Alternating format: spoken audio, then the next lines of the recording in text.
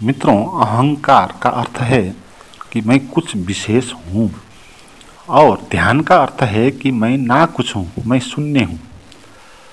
और मैं कुछ विशेष हूँ, यह बात असत्य है।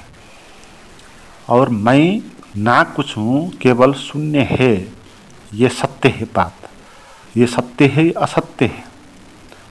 और सत्य को आपको ही जानना होगा। सत्य आपके पास नहीं आएगा अपने आप।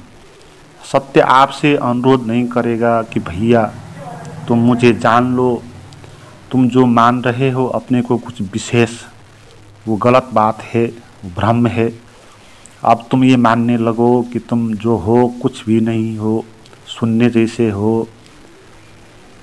तो ये सत्य बात है, प्लीज़ तुम इसका स्वीकार कर लो। तो इस तरह सत्य आपसे कहने नहीं आएगा। आपको ही सत्य के साथ जाना होगा, या आपको ही सत्य को धारण करना होगा, या उसको स्वीकार करना होगा, है ना। सत्य को आलम्बन करना है ना। सत्य जानने का अर्थ यही है, ज्ञान प्राप्त होने का अर्थ यही है कि सत्य को स्वीकारना है। इतनी ही बात है। मगर हम इस तरह सोचते नहीं। हम इस तरह सोचते हैं कि मुझे सत्य मिलना चाहिए अपने आप। आप स्वीकार नहीं कर रहे हो सत्य क्या है, असत्य क्या है। उस बात को आप जान नहीं रहे हो, उसको आप स्वीकार कर नहीं रहे हो। और आप कह रहे हो कि सत्य आपसे मिलना चाहिए, सत्य आपके पीछे आना चाहिए, वो आपका गुलाम होना चाहिए। मगर आप जो गलत कर रहे हो उसको ठीक करने का आपका इरादा नहीं है। यही तो अहंकार है ना। अहंकार का अर्थ है जो गलत कर रहा होता है और अपने को वो गलत, अपना गलत वो दिखता नहीं, वो दूसरे को अपने साधन बनाना चाहता है। तो ध्यान या आनंद आपको ऐसे ही मिलने वाला नहीं है। आपको जानना होगा, स्वीकारना होगा जो बात सच है उसको, और उसको त्यागना होगा जो आप अभी, जो गलत बात आप स्वीकार रहे हो, है ना। जिस भ्रम में आप अभी पढ़ रहे हो उसको छोड़ना होगा, उस बात को। और वो बात क्या है कि मैं कुछ विशेष हूँ, है ना, कुछ मैं अलग हूँ। कुछ अलग हूँ, विशेष हूँ का अर्थ है कि मैं जैसा कोई एक केंद्र है जो दूसरे से भिन्न है, और कोई एक यूनिक है, और उसके लिए सभी चीज़ें ठीक ठाक होनी चाहिए। उसको खुश रखने के लिए सभी को उसका गुलाम बनना होगा, है ना। ये अहंकार की घोषणा है, ये मैं की घोषणा है। मैं कुछ अलग हूँ, ये कहना पहले जाने कि गलत क्यों हो जाता है। ये गलत इसलिए होता है कि अस्तित्व का ये स्वभाव नहीं है। अस्तित्व का स्वभाव है शून्य। अस्तित्व का स्वभाव है ना कुछ। आप देखिए, भौतिक दुनिया में जो भी दृश्य दिखाई देता है उसका आकार दिखाई देता है, मगर वो अपने को कुछ अलग, मैं भिन्न ना, इस तरह वो नहीं कहता है या दिखाई उस तरह नहीं पड़ता है। हर एक चीज़ इस तरह होती है जैसे कि वो कुछ मैं नहीं होती, अस्तित्व होती है। जैसे आपको एक फूल दिखाई पड़ा तो फूल आपको कोई एक मैं के भाव में दिखाई नहीं देगा। आपको नहीं लगेगा कि ये कोई एक मैं है। तो इस तरह कोई एक अलग मैं होकर अस्तित्व रहता नहीं है। मगर आदमी ने अपने को मान लिया है कि जैसे कि कुछ अलग मैं है, जैसे कि कोई एक अलग फूल है, उसका कोई एक अलग नाम है, और वो भीतर उसका अपना एक संसार है, उसका भीतर अपना एक स्वप्न है। तो इस तरह कोई पुष्प होगा नहीं, कोई नदियाँ नहीं होगी, कोई आकाश नहीं होगा, कोई पेड़ नहीं होगा।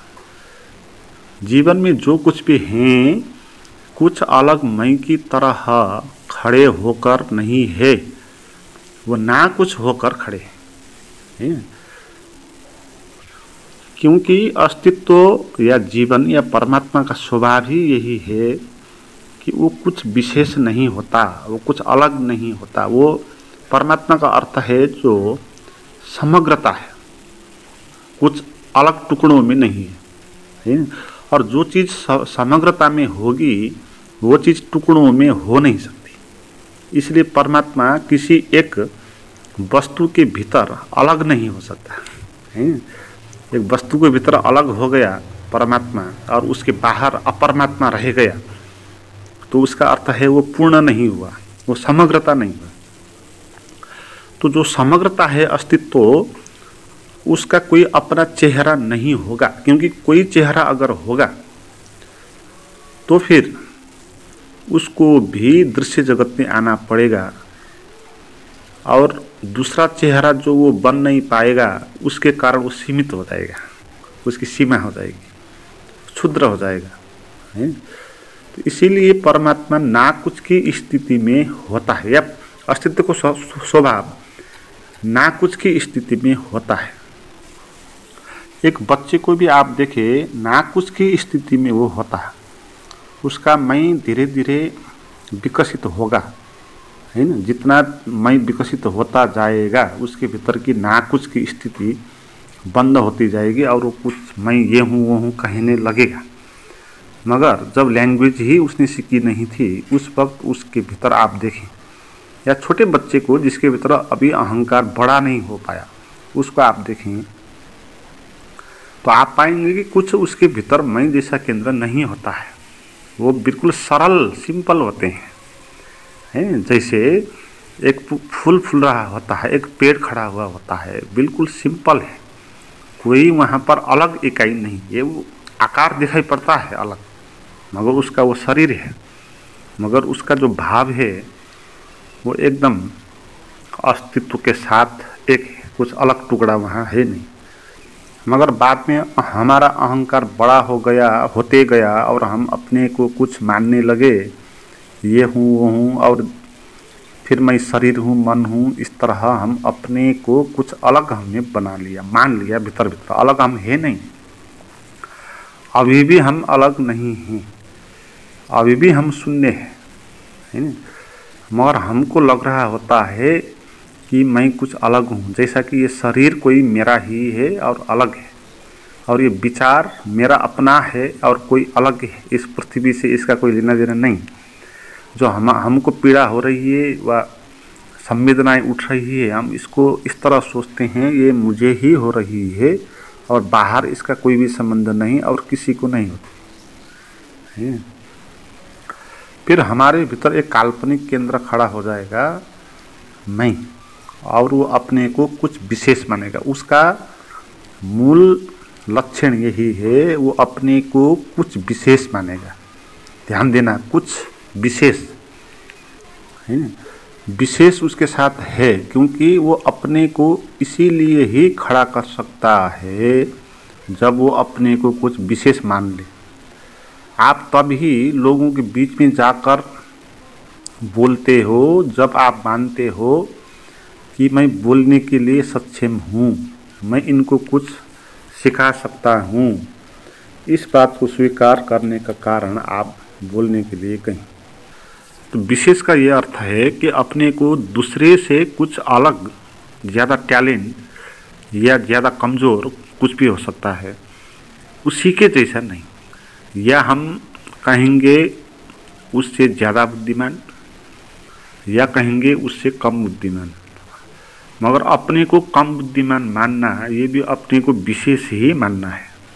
आप विशेष हो ना कुछ, इसीलिए उससे कमज़ोर हो है। भगवान ने आप पर आपको कुछ अलग दृष्टि से देखा है, आपको ध्यान दिया है ना। चाहे उसने कमज़ोर ही क्यों नहीं बनाया, मगर आपको उसने ध्यान तो दिया है। तो इस बात से अहंकार बनता है। इसलिए आप अपने को कुछ विशेष मानना छोड़ दो, आपका सभी दुख तनाव एकदम से विदा हो जाएंगे। आपको दुख तनाव इसलिए होता है ताकि आप अपने को कुछ विशेष मानते हो, और विशेष मानने के कारण आप ये व्याख्या करते हो कि मुझे दुख तनाव नहीं होना चाहिए। क्यों नहीं होना चाहिए? क्योंकि मैं कुछ विशेष हूँ है, तो मेरे साथ ऐसा नहीं होना चाहिए।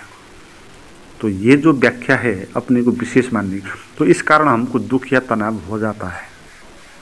तो दुख तनाव आपको ज़्यादा हो जाता है, फिर आप पर आक्रमण कर लेता है, क्योंकि जितना जितना आप कहते हो कि ये मुझे नहीं होना चाहिए, क्यों हुआ, ताकि मैं विशेष हूँ, मुझ जैसे व्यक्ति के साथ भी ऐसा हुआ, तो इस तरह जब हम कहेंगे तो हम दुख या तनाव को अस्वीकार करेंगे, उसका संघर्ष करेंगे, उसको दमन करेंगे हैं।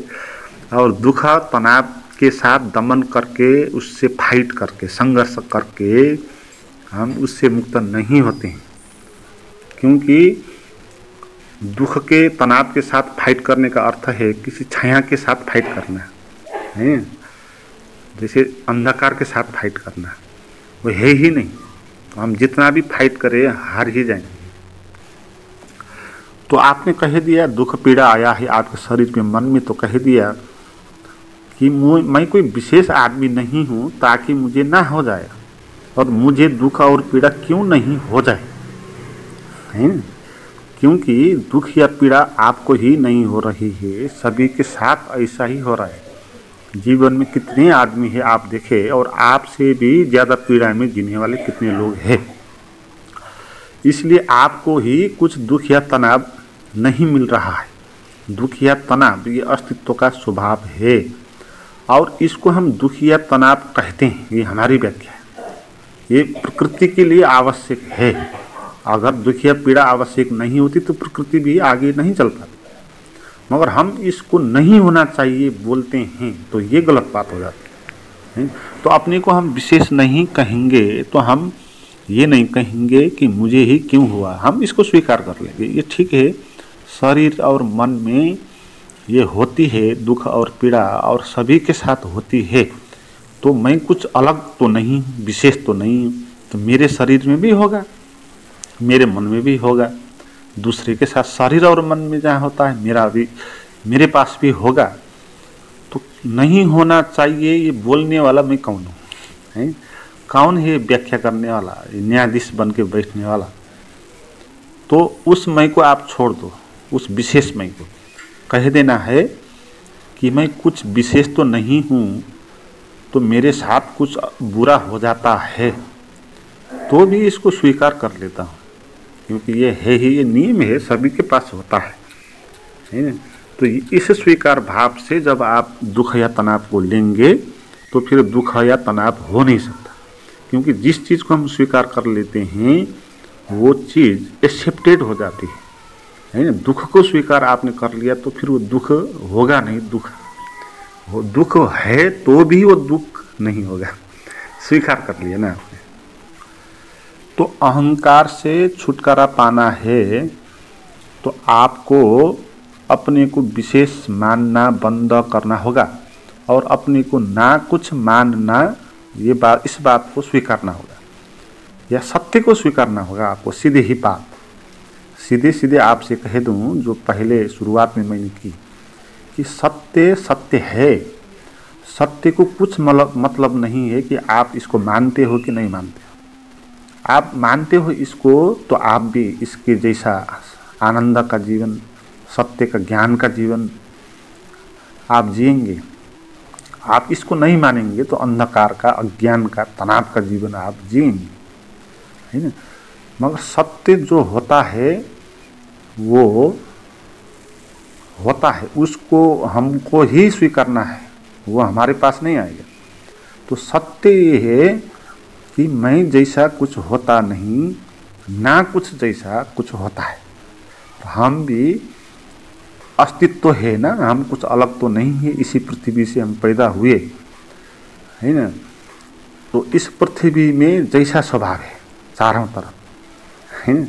आप देखें एक बगीचे में जाए, हवा चल रही है और आकाश में पंछी उड़ रहे हैं और सूरज उग रहा है, कहीं कुछ अलग मैं जैसा कहीं भी नहीं होता है। आपको सौंदर्य सब एक जैसा इंटीग्रेटेड महसूस होता है ना। आपको समग्रता के साथ सत्य का अनुभव होता है। उधर चिड़िया का दृश्य भी आप देखेंगे, और सूरज का उगना भी देखेंगे, और बगीचे का दृश्य भी देखेंगे, और हिमालय का दृश्य भी देखेंगे। एक साथ सभी दृश्यों को मिला के एक इंटीग्रेटेड ब्यूटी का आपको अनुभव होगा, है। तो वो कुछ मैं जैसा अलग नहीं होगा। तो आप सत्य को जानना चाहते हैं, सत्य में जीना चाहते हैं, तो आपको सत्य क्या है ये पहले जानना होगा और फिर उसको स्वीकारना होगा। दो बात है, पहले जानना होगा। तो जानने वाली बात क्या है कि मैं जैसा कुछ अस्तित्व में नहीं होता। अस्तित्व का स्वभाव शून्य होता है और सौंदर्य शून्य, सत्यम शिवम सुंदरम, इस तरह का होता है। तो फिर मैं भी यही हूँ। मैं अगर हूँ तो यही हूँ, कुछ अलग मैं नहीं, है।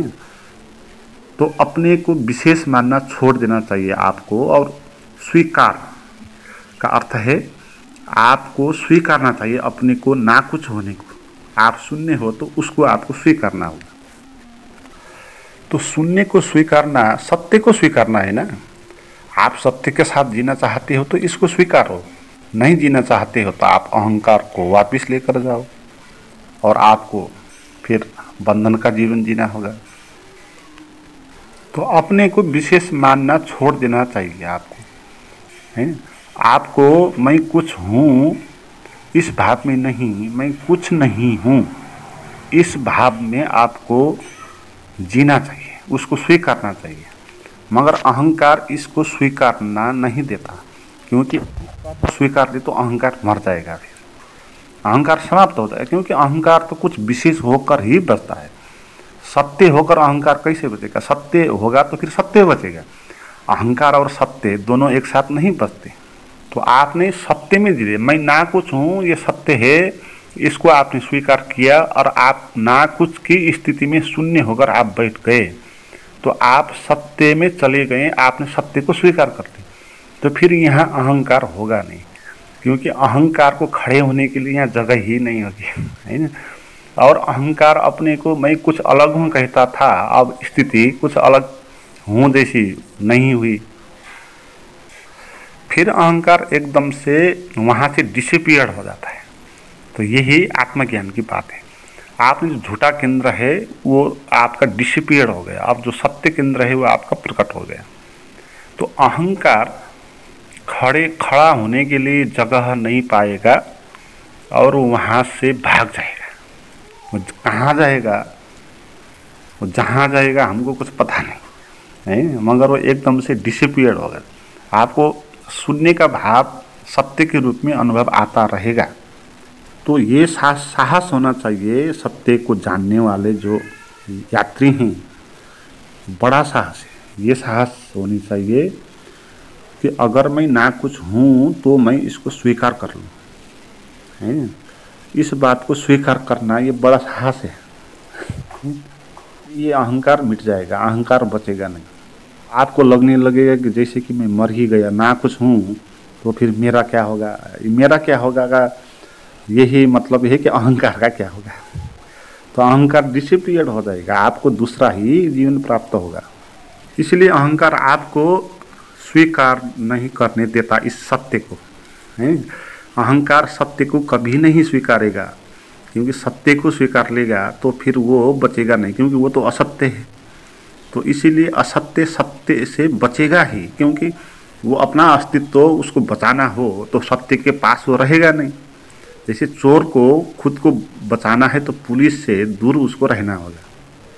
इसलिए अहंकार सत्य के नज़दीक कभी आता नहीं। आप ध्यान करने के लिए कभी बैठ जाते हैं तो अहंकार एकदम से आपको कहता है कि यहाँ से भाग जाओ। आप ऐसे कोई प्रवचन सुन रहे होते हैं और आपका अहंकार कहता है भीतर से, भाई ये तो क्या बात कर रहा है, ये तो मुझे मिटाने की बात कर रहा है, तो यहाँ से भाग जाओ। तो एकदम से आप इस वीडियो को बंद कर देंगे। असल में अहंकार घबराता है ना, मर जाऊंगा कहीं, ये सोच के घबराता है। इस घबराहट से वो दूर भागता है।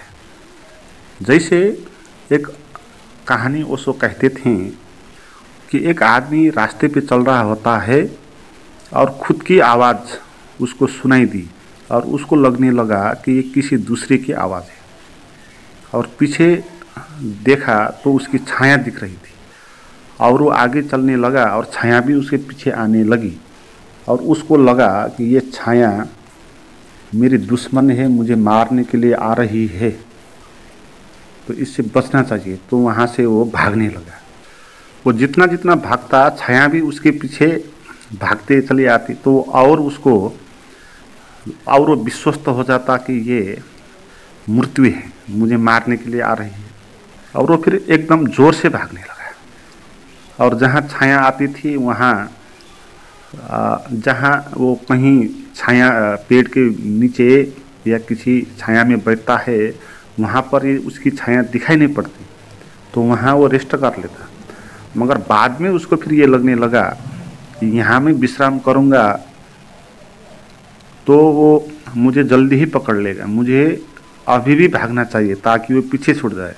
तो वो रुकना उसने बंद कर लिया, और यहाँ तक उसने कर लिया खाना पीना भी बंद कर लिया, क्योंकि खाने के लिए भी रुक जाएं तो तब तक तो आके वो पकड़ लेगा, क्योंकि अभी तक तो नहीं पकड़ के रखा है, वो कुछ 1-2 मीटर की दूरी में है। अहंकार तो हमको पकड़ेगा नहीं, क्यों, तो छाया है। मगर उसको ये लग रहा होता है कि अभी तक उसने मुझे पकड़ा नहीं, तो इसका अर्थ है अभी तक उसने मुझे रोक नहीं सका, तो इसलिए वो खाना पीना भी बंद करके भागने लगा। मगर समाज में ऐसे बहुत सारे मूर्ख लोग होते हैं, भीड़, तो वो मानने लगे हो न हो कोई बड़ा साधु है, वो एक तपस्या कर रहा है, तो लोग उसको पूजा करने लगे, उसको सम्मान देने लगे, और वो भाग रहा होता है और उसको लोग पानी देने लगे, वो हाथ में रोटी का टुकड़ा वो देने लगे हैं। तो इस तरह वो आदमी जीवन भर भागता रहा, और वो उसकी एक दिन मृत्यु हो गई। उसकी मृत्यु के बाद उसको गांव के नज़दीक एक समाधि बना दिया लोगों ने। उसको मानने लगे थे लोग कि ये कोई बाबा जी है, क्योंकि उसकी दाढ़ी भी बड़ी हो गई थी और एकदम से बाबा जी जैसे दिखने लग गया था। तो गांव के लोगों ने उसकी समाधि में क्या लिखें, उसको वो सेंटेंस क्या लिखें, तो उसको जानने के लिए अच्छा क्या होगा, वो गांव के एक फ़कीर के पास चले गए और फ़कीर से कहा कि उसके समाधि में हम क्या लिखें। तो फ़कीर ने उसको एक सेंटेंस लिखवा दिया कि इस जगह पर एक ऐसा आदमी सोता है जो जीवन भर अपनी छाया के डर से भागते फिरा, और इसकी कब्र को भी पता है मगर इसको पता नहीं है। इसकी कब्र को भी पता है क्योंकि इसकी कब्र छाया में ही रहती है। कब्र के भीतर छाया ही होता है, अंधकार ही होता है, तो कब्र भी छाया में ही रहती है, तो भी उसको छाया से डर नहीं होता। मगर इस आदमी को अपनी छाया से इतना डर हुआ कि जीवन भर वो भागने लगा, है। तो ये सेंटेंस वहाँ उन्होंने लिखा दिया। और ये अहंकार की कहानी है। अहंकार इसी तरह भागते रहता है, क्योंकि उसको ये भय होता है कि कहीं मर न जाऊँ, मृत्यु मेरे पीछे है, उसको ये लगता रहता है। क्योंकि अहंकार का होना ही मृत्यु है, क्योंकि अहंकार कभी भी ख़त्म हो सकता है। आप अपने को बहुत बड़ा आदमी मान के और एकदम से सर फुला के आप बाहर निकल गए और रास्ते पे कोई एक आदमी मिल गया और आपको वो बहुत क्षुद्र मान दिया उसने आपको, नहीं, तो आपको एकदम से चोट लग गया, मृत्यु का ही अनुभव हो, आपका अहंकार भीतर से बिखर गया। इसलिए अहंकार ऐसी जगह पर नहीं जाएगा जहाँ उसकी कमेंट होती, आलोचना होती है, वहाँ से वो बचता है। तो अहंकार इसी तरह अपनी आलोचना, कमेंट, अपना दुख, अपना दर्द, जो कुछ भी है, इन सभी चीज़ों से भागता है। इस तरह भागता है, कभी रुकता नहीं। मगर जिसके डर से वो भाग रहा है वो उसी की छाया होती है। हमारा जो दुख है, जो तनाव है, वो सब अहंकार की छाया है, कुछ अलग नहीं है। अहंकार है इसीलिए दुख है ना। अहंकार नहीं होगा तो दुख नहीं होगा, तो दुख के अलग कोई अस्तित्व तो नहीं, वो तो अहंकार की छाया है। जैसे वो आदमी का शरीर है इसीलिए छाया है ना, छाया का कोई अलग अस्तित्व तो नहीं है, वो तो उसका शरीर का प्रतिबिंब है। तो हमारे भीतर भी जो दुख है, जो बंधन है, अज्ञान है, वो अज्ञान का अलग अस्तित्व तो नहीं है, वो अहंकार को होने के कारण बनी हुई छाया है। तो क्या हम उस आदमी के जैसे अपने ही छाया से भाग रहे होते हैं, इस बात को समझना है।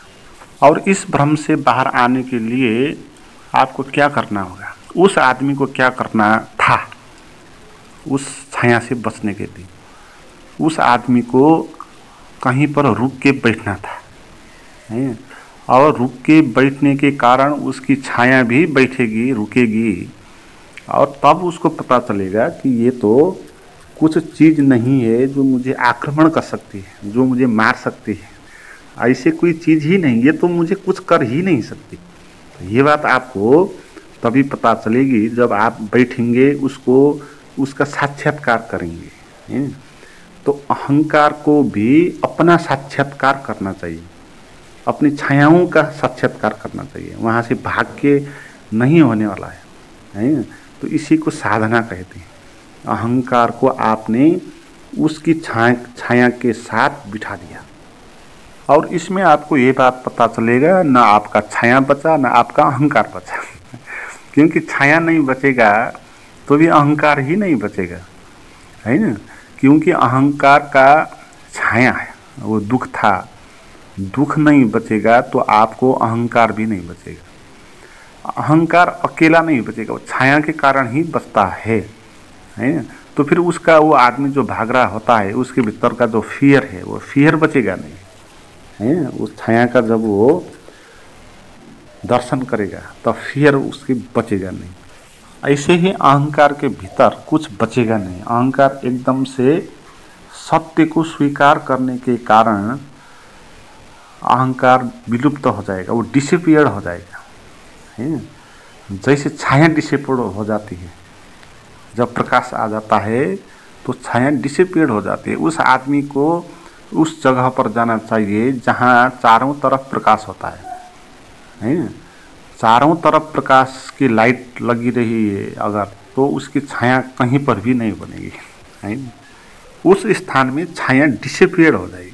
चारों तरफ लाइट लगी है तो आपको छाया बनने के लिए एक ही जगह से लाइट आनी चाहिए, और आप छेकेंगे जहाँ पर उस लाइट को, तो उस छेकने के कारण जो अंधकार पैदा होगा, और वो अंधकार है छाया, और कुछ है नहीं, वो लाइट का अभाव है, कुछ भी नहीं, और वो आकृति आपकी जैसी बन रही है क्योंकि वो छाया उतनी जगह पर उसी किस्म से छाया पैदा होगा।